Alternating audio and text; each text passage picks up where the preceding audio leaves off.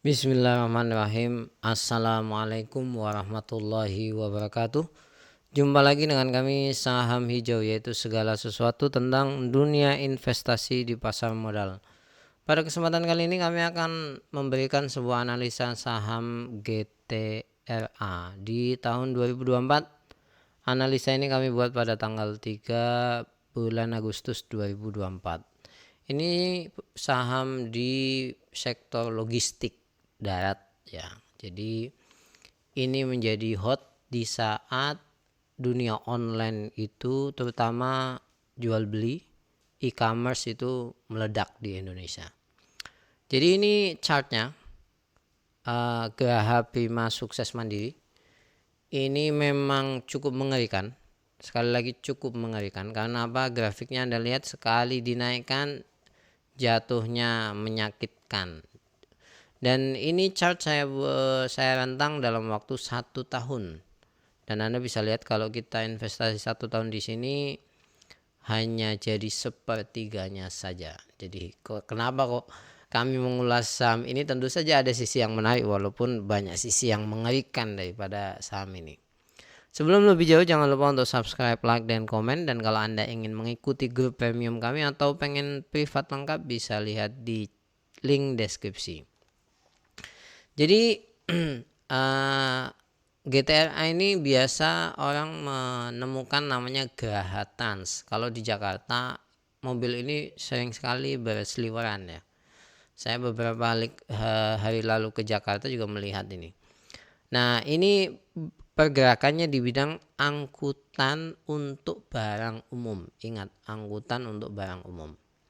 Nah, dia punya beberapa jasa, ada pure rental, ada dedicated unit, kemudian ada on call, kemudian ada fixed and variable. Kemudian dia punya workshop, bengkel, karena biar mobilnya itu kalau ada masalah bisa langsung tertangani. Ini tipe perusahaan yang punya usaha fokus, jadi kita analisanya tidak begitu susah. Nah, kemudian dia punya ini yang istimewa ya, dia punya namanya aplikasi untuk manajemen sistem transportnya. Jadi kalau misalnya mobil ini masih ready, itu ketahuan dia. Mobil ini posisinya di mana, itu bisa ketahuan. Menurut saya istimewa. Nah, ini peta wilayahnya, tidak seluruh Indonesia, hanya wilayah-wilayah yang mungkin sangat potensial. Jadi ada di Bali, ada Jawa Timur, Jawa Tengah, Jawa Barat, Jabodetabek, Lampung, Palembang, dan kemudian pool workshopnya ada di Bekasi, Ciawi, Surabaya, dan Tangerang, kota-kota besar menurut kami ini. Nah, tapi mari kita sejenak review ya, bagaimana pengguna e-commerce di Indonesia itu tumbuhnya luar biasa. Ini kami ambil dari tempo.co. Walaupun prediksi, tapi kenyataannya memang sampai sekarang pertumbuhannya istimewa. Anda jual beli online mungkin dulu anti, sekarang sudah mulai akrab. Nah, ini datanya dari tahun 2017 sampai 2024 tumbuh dengan luar biasa. Karena apa? Penduduk Indonesia itu sangat besar sekali. Kalau sangat besar tentu menjadi potensi ekonomi yang sangat besar. Nah, GTRA ini menjadi salah satu ekosistem ekonomi digital di mana pesanannya online, kemudian tinggal diantar, kemudian menikmati efisiensi waktu dan lain sebagainya. Maka di dunia online, terutama jual beli e-commerce itu kan ada aplikasinya, kemudian ada keuangannya, dan paling penting adalah ada transportasinya. Nah, ini jadi dia masuk satu ekosistem ini yang beberapa bulan lalu kami mengatakan kalau Anda ingin mencari bisnis yang stabil untuk saat ini, ya yang masuk di ekonomi digital itu, entah internetnya, entah transportasinya, entah aplikasinya. Nah, ini shareholdernya ya. Kalau melihat masyarakat yang dikasih porsi 20%, artinya ini perusahaan yang cukup lumayan bagus karena banyak orang yang pengen mengempit saham ini. Nah, tapi kalau kita lihat total ini lokal ya pemegangnya, kalau kita lihat dari sini. Nah, perlu diketahui sebelum saya lebih jauh membahas tentang valuasi, market cap-nya itu sangat mini. Ini lapis 3. Jadi kalau ada yang menganggap lapis 3 pasti gorengan, ya ini masuk golongan lapis 3. karena kapitalisasi pasarnya hanya 237 miliar saja. Padahal rata-rata market cap saham di IHSG itu ya rata-rata di atas 5 triliun lah. Ini hanya 237 miliar. Sehingga kalau misalkan harganya naiknya gila-gilaan, turunnya gila-gilaan. Anda bisa lihat dari chart yang tadi di awal saya sampaikan. Nah, pertumbuhan labanya menurut kami itu cukup menggembirakan ya. Ini kuartal 2 ya, dulu 4 miliar, tahun lalu 5, sekarang 9. Jadi naiknya hampir 2 kali lipat. Nah, ini istimewa menurut kami. Kemudian kuartal 1 6 ke 10. Ya, ini juga hampir 2 kali lipat. Bayangkan kalau semuanya hampir 2 kali lipat, bisa dipastikan cukup luar biasa. Dan sekali lagi tidak hanya emiten ini yang labanya cukup bagus dalam logistik darat. Ada emiten lain yang juga labanya cukup bagus. Nanti saya sampaikan di beberapa slide setelah ini. Kalau bicara valuasi, ini juga bisa dikatakan menurut kami masih tergolong murah. Jadi book value-nya 0,7, price to sales-nya 0,5, earning yield-nya 17%, PER-nya 5. Ya cukup sangat oke menurut kami ya. Price to cash flow-nya juga masih 3, masih oke. Kemudian profitabilitasnya juga cukup bagus, 40%, gross-nya, operating profit-nya 28%, net profit-nya 8%. Growth-nya Anda bisa lihat ya, growth-nya. Ini net income-nya, growth-nya juga sampai 76%. Dan lain-lain lah. Menurut kami dalam sisi ini positif lah semuanya. Bahkan debt to equity ratio-nya 0,3. Nah, ini jadi istimewa. Nah, kemudian manajemennya juga efektif. ROE-nya sampai 13%, ROA-nya ya 4%. Memang ini padat modal ya. Butuh banyak truk. Kemudian return on capital employee-nya 14%. Jadi cukup bagus. Nah, mari kita lihat baik-baik siapa sih sebetulnya pelanggannya. Ini saya lihat dari laporan keuangan pada 30 Juni 2024 atau kuartal 2. Ini kalau kita lihat dari sisi pelanggannya, ada banyak pelanggan dari jasa pengiriman. Anda pasti tahu nih, Job Global Jet, Cargo, ya. Kemudian ada lagi Global Jet Express, ya. Nah, sedangkan perusahaan besar seperti Mayora nih kan ada. Jadi ini Indomarko ya. Jadi ini luar biasa. Pelanggannya itu menurut kami pelanggan istimewa lah. Nah, ini kalau di websitenya ya. Ada Mayora, ada Mondelez, ada Kapal Api, ada Wings, ada Cleo, JNT Cargo. Nah, kita mungkin bertanya-tanya, JNT ini kok istimewa, siapa di baliknya? Ternyata GTRA. JNE juga, Shopee Express. Yang sekarang kita kalau misalnya mau check out, nah di situ ada Shopee Express, ada DHL, macam-macam. Menurut kami kalau dari sisi pelanggannya istimewa. Nah, kalau kita lihat chartnya selama 1 bulan ini, 1 bulan ini tergolong naik turun ya.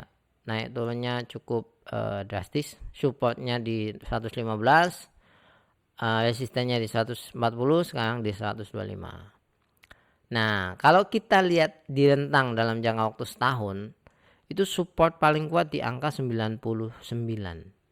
Ya, ini di angka 99, tapi kemudian ditarik lebih atas lagi ke 130. Ini kalau melihat chart seperti ini secara psikologis itu ada yang ingin memborong di harga di bawah 120.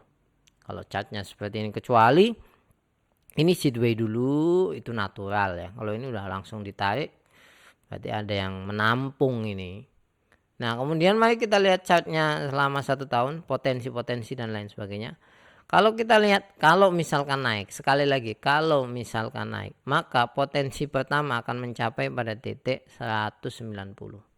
Kalau kita ngelihat ini. Kedua ada di 250, ketiga ada di 400 lah ini. Tapi sekali lagi kalau naik, ya. Kalau turun ya ke 98, mungkin lebih rendah lagi kan. Tidak bisa kita memastikan, kita hanya melihat riwayatnya saja. Nah, kita bandingkan dengan emiten-emiten lain yang sejenis, yaitu di sisi logistik darat. Beberapa emiten di sini itu memang kinerjanya cukup bagus. Di antaranya ASA. Ini bagus ini kinerjanya. Jadi labanya juga naik sama seperti GTRA ini. Tapi kalau kita bicara valuasi, di antara MPXL, MITI, Laju, GTRA dan ASA, GTRA ini paling murah. Anda bisa lihat mulai dari book value, mulai dari price to sales, mulai dari PER, ya itu GTRA. Terutama dalam aspek profitabilitas, GTRA ini cukup bagus.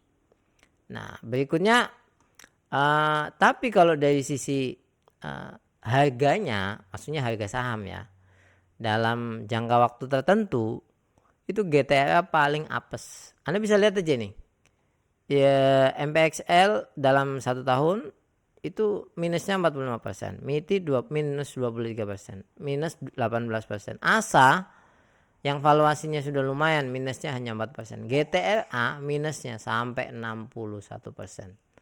Ya, jadi ini paling apes. Makanya saya katakan cukup membahayakan memang. Cukup membahayakan. Walaupun secara psikologis kadang-kadang kita berpikir ini ada yang pengen nampung di harga yang paling bawah, sama seperti ini dan lain sebagainya, itu kadang-kadang kita berpikir positif seperti itu. Nah, ini chartnya Anda bisa lihat. Kalau yang putih ini hijau, kalau yang hitam ini merah ya. Nah, kalau kita lihat dari sini, kesimpulan kalau menurut kami, ini mulai banyak yang beli tapi tekanan jualnya nggak berhenti-berhenti ya. Walaupun dominannya bukan dominan jual, dominannya ini membeli, tapi seperti itu, tekanan ada yang menjual itu tidak berhenti-berhenti. Karena menurut kami ya, kalau ngeliat chartnya ini banyak yang nyangkut di sini. Jadi sekali naik jual dulu lah, sekali naik jual dulu lah gitu. Belum pada tahap posisi jenuh jual yang sempurna sekali lagi, karena chartnya masih panjang-panjang. Nah, ini bisa dilihat dari bulan Juli sampai Agustus, saya tentang 1 bulan itu hanya normal accumulation, nggak ada big accumulation, nggak ada. Ya, yang akumulasi tipis-tipis. Yang berikutnya kalau kita lihat GTA bid overnya dominan ada di sisi yang ingin beli ya, dominan, sudah mulai dominan. Ini nih saya terakhir ambil hari Jumat. Nah, kemudian mari kita lihat riwayat transaksinya ya. Kalau kita lihat riwayat transaksinya, ketika volumenya membesar, ingat ketika volumenya membesar itu di saat harganya turun dan kemudian dinaikkan sampai pada titik 120-130. Kita bisa lihat baik-baik nih. Ketika volumenya 40 juta, ini kan mingguan. Ini mingguan. Jadi kalau misalkan saya buat harian nanti datanya terlalu banyak. Ini mingguan. Itu di saat harganya itu 96 jatuh ya, jatuh, kemudian ditarik sampai 130. Ya, kemudian lagi nih di 111 ya, turun, kemudian naik ke 115. Ini paling tinggi 131. Jadi seperti itu. Kemudian kita lihat yang terbaru ini 61, ini efek laporan keuangan kalau nggak salah. Itu dari 114 ditarik sampai 156. Ya, kemudian close-nya di 125. Jadi ketika turun ada yang naik dalam jumlah yang cukup besar ya. Saya nggak tahu nih holdernya yang utama, sopirnya ini siapa ya. Nah, ini kesimpulan kami. Valuasinya bagus, kinerjanya bagus, prospeknya bagus. Ingat, dunia e-commerce online sekarang ini itu butuh yang namanya transportasi yang cepat dan kemudian tepat dan efisien. Tapi sekali lagi tidak ada namanya saham yang sempurna atau yang pasti naik, tidak. Apa kelemahannya di sini? Itu resikonya sangat tinggi sekali. Jadi kalau Anda mau masuk di sini harus siap menanggung resiko. Itu yang utama, dan ini tidak menjamin sahamnya naik atau sahamnya turun. Sekali lagi disclaimer ini menurut kami salah satu saham yang istimewa dalam satu ekosistem jual beli online. Dan apalagi kalau misalnya ekonomi Indonesia bagus, kemudian bisnis retail menyala, maka pengantaran barang akan semakin panas.